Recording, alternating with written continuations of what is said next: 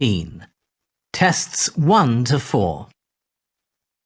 Published by Cambridge University Press and Uckles 2019.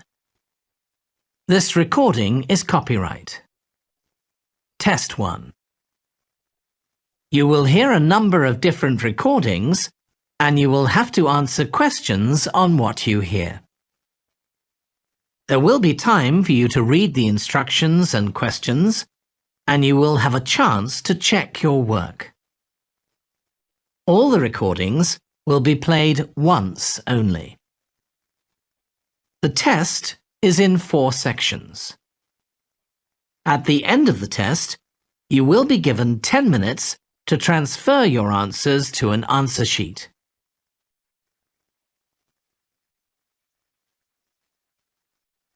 Section 1. You will hear a woman reporting a theft to an officer in a police station. First, you have some time to look at questions 1 to 3.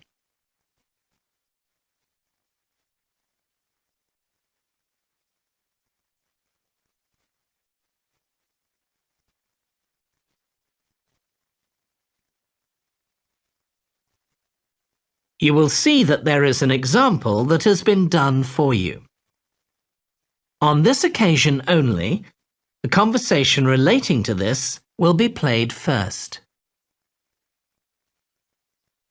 Good morning. What can I do for you? I want to report a theft. I had some things stolen out of my bag yesterday. I'm sorry to hear that. Right, so I'll need to take a few details. Can I start with your name? Louise Taylor. The woman's name is Louise Taylor. So Taylor has been written in the space. Now we shall begin. You should answer the questions as you listen because you will not hear the recording a second time. Listen carefully and answer questions 1 to 3. Good morning. What can I do for you? I want to report a theft. I had some things stolen out of my bag yesterday. I'm sorry to hear that. Right, so I'll need to take a few details. Can I start with your name? Louise Taylor. Okay, thank you. And are you resident in the UK? No, I'm actually Canadian, though my mother was British. And your date of birth? December 14th, 1977. So you're just visiting this country? That's right. I come over most summers on business. I'm an interior designer, and I come over to buy old furniture. Antiques, you know? There are some really lovely things around here, but you need to get out to the small towns. I've had a really good trip this year, until this happened. Okay. So you've been here quite a while? Yes, I'm here for 2 months. I go back next week. So, may I ask where you're staying now? Well, at present, I've got a place at Park Apartments. That's on King Street. I was staying at the Riverside Apartments on the same street, but the apartment there was only available for 6 weeks, so I had to find another one. Okay. And the apartment number? 15. Right. Before you hear the rest of the conversation, you have some time to look at questions 4 to 10.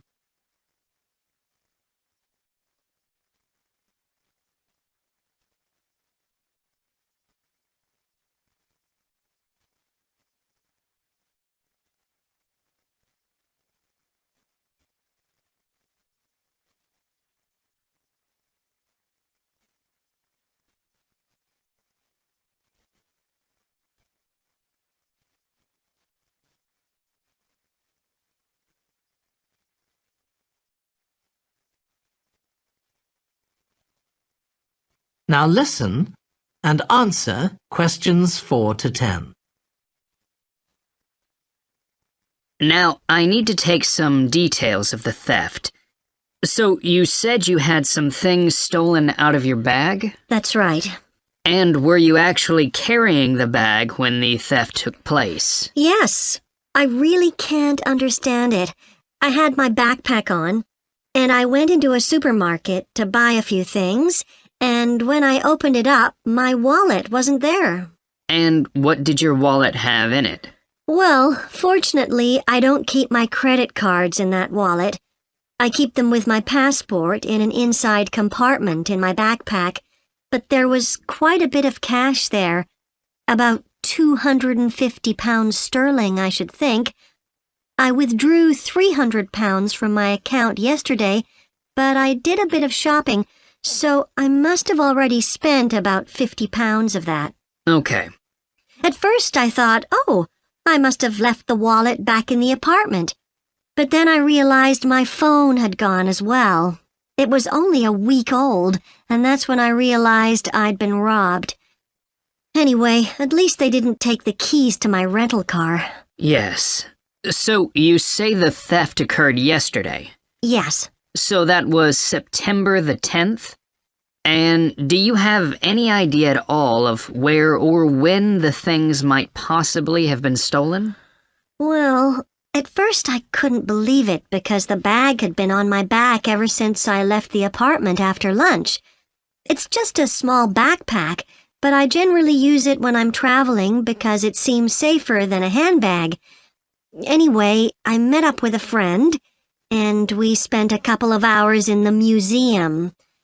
But I do remember that as we were leaving there, at about 4 o'clock, a group of young boys ran up to us, and they were really crowding round us, and they were asking us what time it was.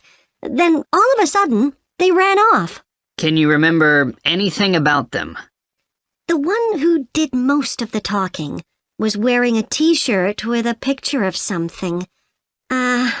Let's see. A tiger. Right. Any idea of how old he might have been? Around 12 years old? And can you remember anything else about his appearance? Not much. He was quite thin. Color of hair? I do remember that. He was blonde. All the others were dark-haired. And any details of the others? Not really. They came and went so quickly. Right. So, what I'm going to do now is give you a crime reference number so you can contact your insurance company. So, this is 10 digits. 87954 82361. Thank you. So, should I contact you? That is the end of section 1. You now have half a minute to check your answers.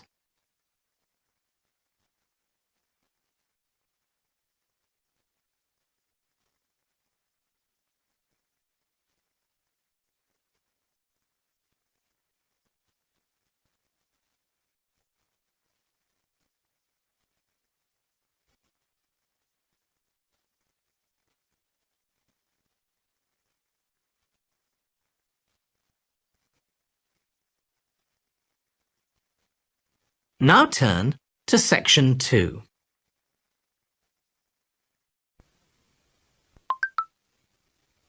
Section 2.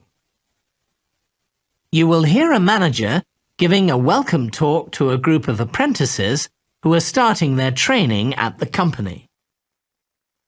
First, you have some time to look at questions 11 to 14.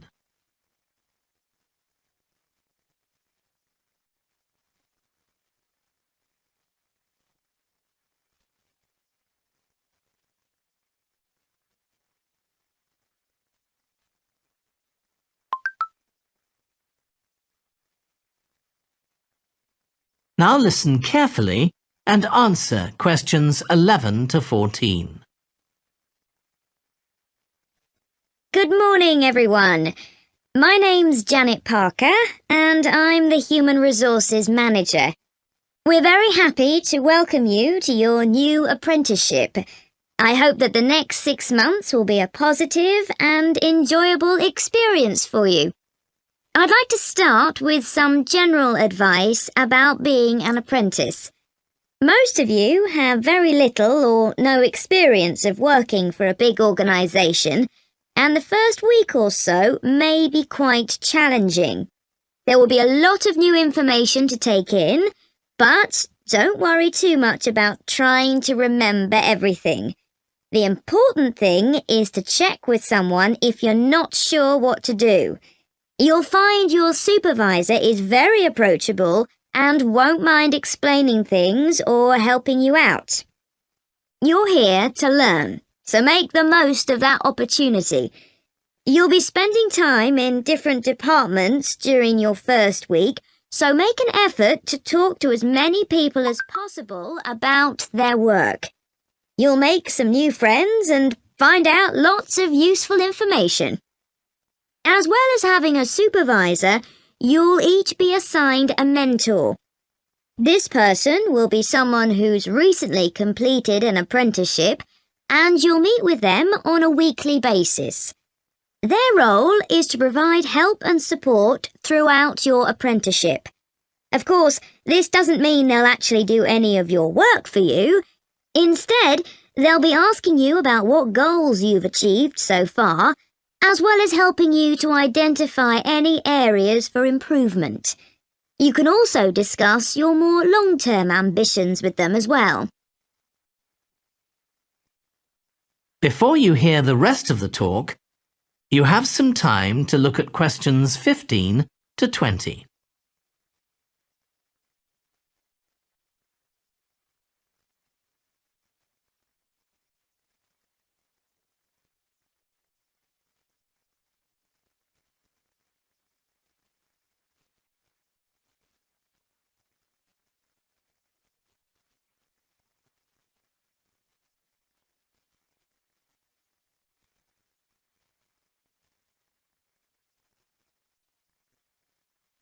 Now listen and answer questions 15 to 20. Now, I just want to run through a few company policies for our apprenticeship scheme with you. Most importantly, the internet. As part of your job, you'll be doing some research online, so obviously you'll have unlimited access for that. But please don't use it for personal use. You'll have your own phones for that. Some of you have already asked me about flexible working. After your probationary 3-month period, some of you will be eligible for this, but it will depend on which department you're in and what your personal circumstances are, so please don't assume you'll automatically be permitted to do this. I want to make sure there's no confusion about our holiday policy. Apart from any statutory public holidays, we ask that you don't book any holidays until after your 6-month apprenticeship has finished. Time off should only be taken if you are unwell. Please speak to your supervisor if this is going to be a problem. You'll be expected to work a 40-hour week, but there may be opportunities to do overtime during busy periods. Although you're not required to do this, it can be a valuable experience, so we advise you to take it up if possible. Obviously, we understand that people do have commitments outside work, so don't worry if there are times when you are unavailable. As you know, we don't have a formal dress code here. You may wear casual clothes as long as they're practical. And the only restriction for shoes we have is on high heels for health and safety reasons. Comfortable shoes like trainers are preferable. There's a heavily subsidised canteen on site where you can get hot meals or salads cheaply. Snacks and drinks are also provided, so we've decided to introduce a no-packed lunch policy. This is partly to encourage healthy eating at work and partly to stop people from eating at their workstation, which is unhygienic. Okay, moving on to... That is the end of section 2. You now have half a minute to check your answers.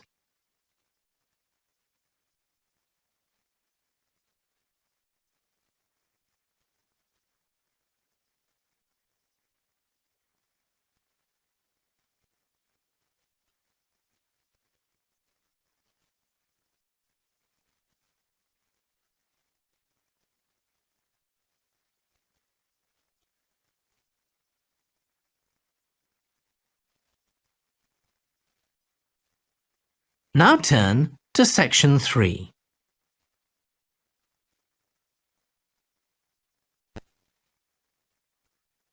Section 3. You will hear two urban planning students, called Carla and Rob, discussing their presentation on cities built by the sea, following instructions from their tutor. First, you have some time to look at questions 21 to 25.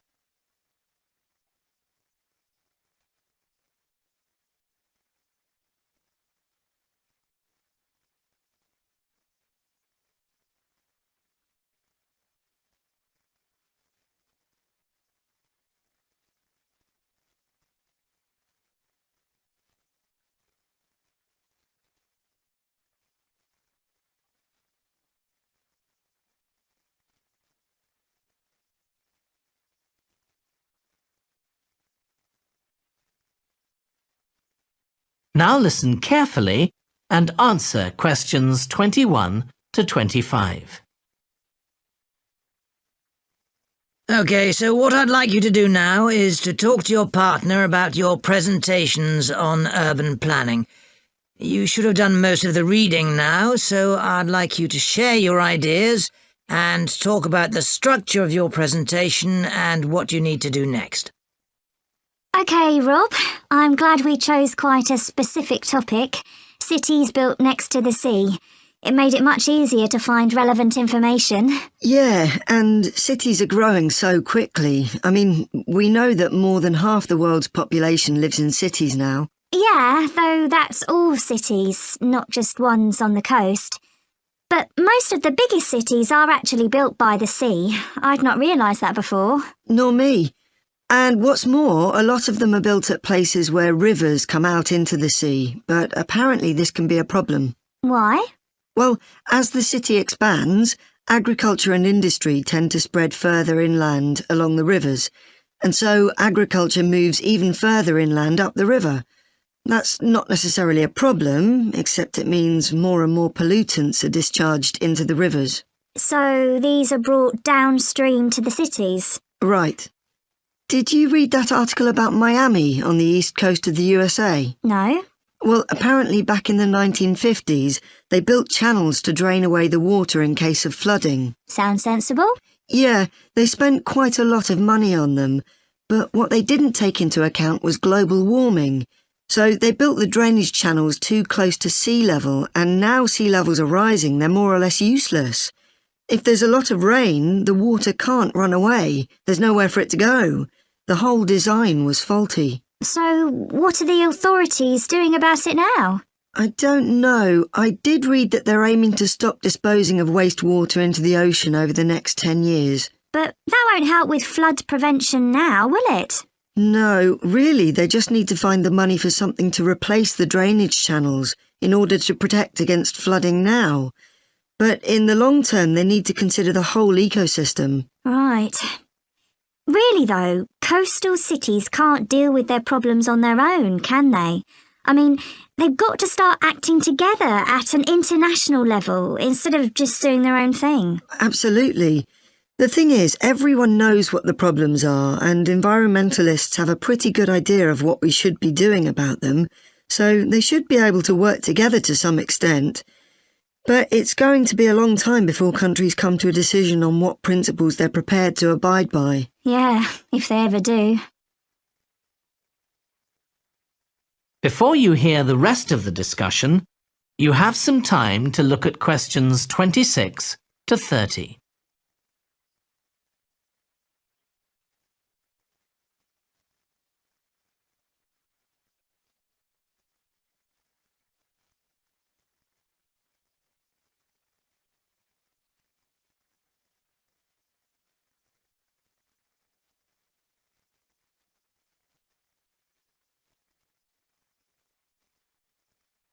Now listen and answer questions 26 to 30. So, I think we've probably got enough for our presentation. It's only 15 minutes. Okay, so I suppose we'll begin with some general historical background about why coastal cities were established. but we don't want to spend too long on that. The other students will already know a bit about it. It's all to do with communications and so on. Yes. We should mention some geographical factors, things like wetlands and river estuaries and coastal erosion and so on. We could have some maps of different cities with these features marked. On a handout, you mean? Or some slides everyone can see? Yeah, that'd be better. It'd be good to go into past mistakes in a bit more detail. Did you read that case study of the problems there were in New Orleans with flooding a few years ago? Yes, we could use that as the basis for that part of the talk. I don't think the other students will have read it, but they'll remember hearing about the flooding at the time. Okay.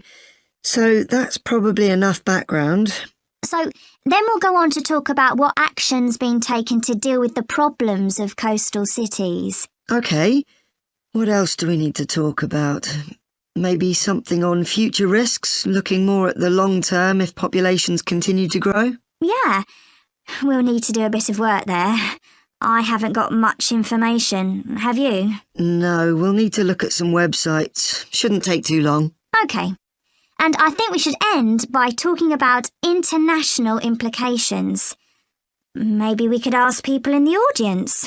We've got people from quite a lot of different places. That'd be interesting, if we have time, yes. So now, shall we go on? That is the end of section 3. You now have half a minute to check your answers.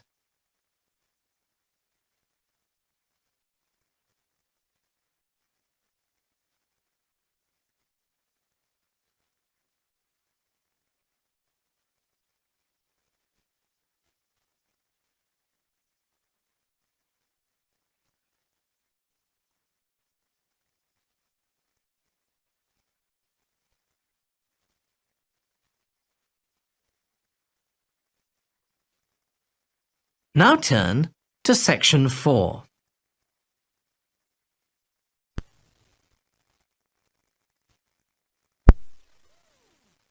You will hear part of a lecture on renewable energy that uses the power of the sea.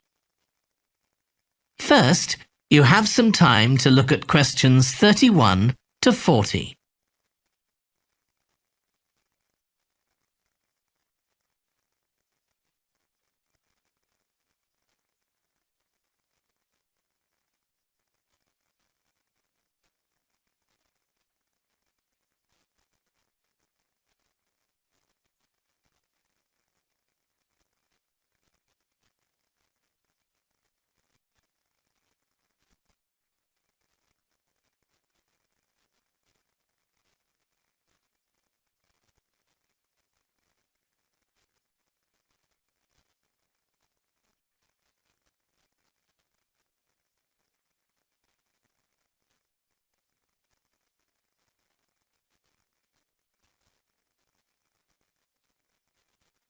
Now listen carefully and answer questions 31 to 40. Producing enough energy to meet our needs has become a serious problem. Demand is rising rapidly because of the world's increasing population and expanding industry. Burning fossil fuels like gas, coal and oil seriously damages the environment, and they'll eventually run out. For a number of years now, scientists have been working out how we can derive energy from renewable sources, such as the sun and wind, without causing pollution. Today, I'll outline marine renewable energy, also called ocean energy, which harnesses the movement of the oceans. Marine renewable energy can be divided into 3 main categories: wave energy, tidal energy, and ocean thermal energy conversion. And I'll say a few words about each one. First, wave energy. Numerous devices have been invented to harvest wave energy, with names such as Wave Dragon, the Penguin, and Mighty Whale. And research is going on to try and come up with a really efficient method. This form of energy has plenty of potential, as the source is constant, and there's no danger of waves coming to a standstill. Electricity can be generated using onshore systems, using a reservoir, or offshore systems. But the problem with ocean waves is that they're erratic, with the wind making them travel in every direction. This adds to the difficulty of creating efficient technology. Ideally, all the waves would travel smoothly and regularly along the same straight line. Another drawback is that sand and other sediment on the ocean floor might be stopped from flowing normally, which can lead to environmental problems.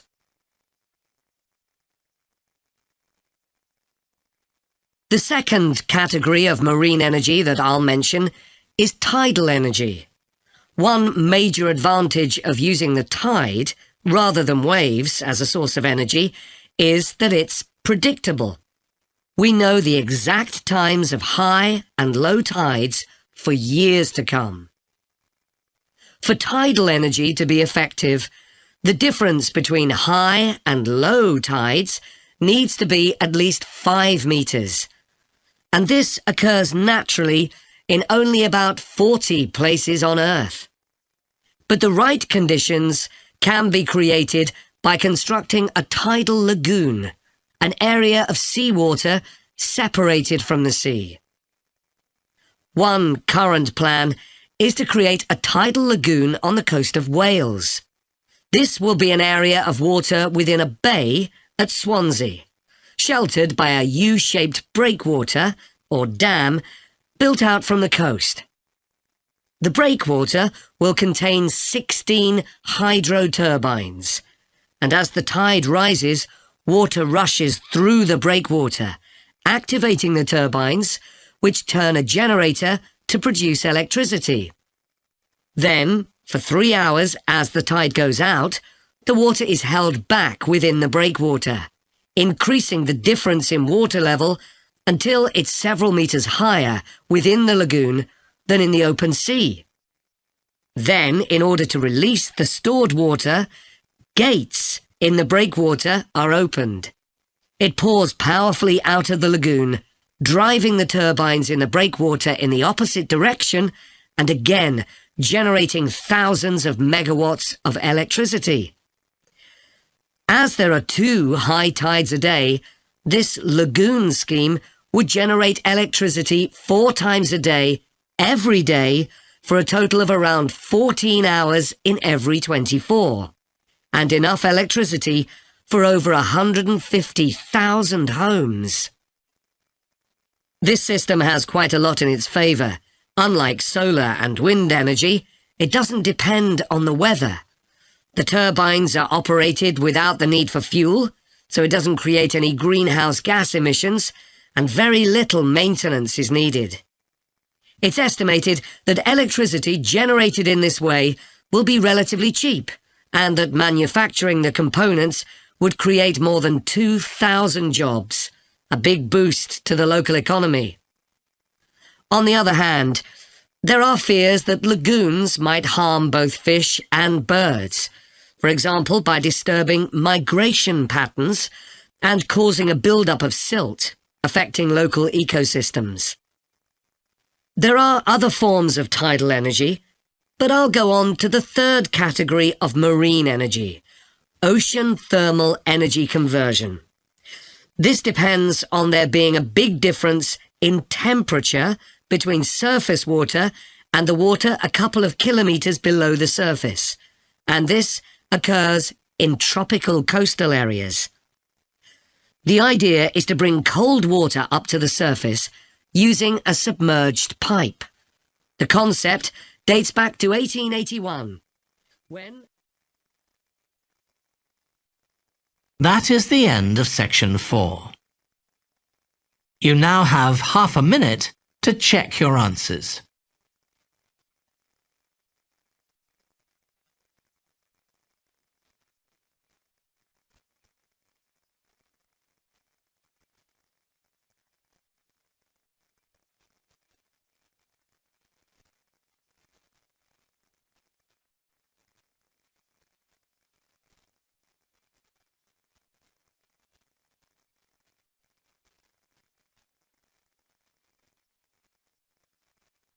That is the end of the listening test. In the IELTS test, you would now have 10 minutes to transfer your answers to the answer sheet.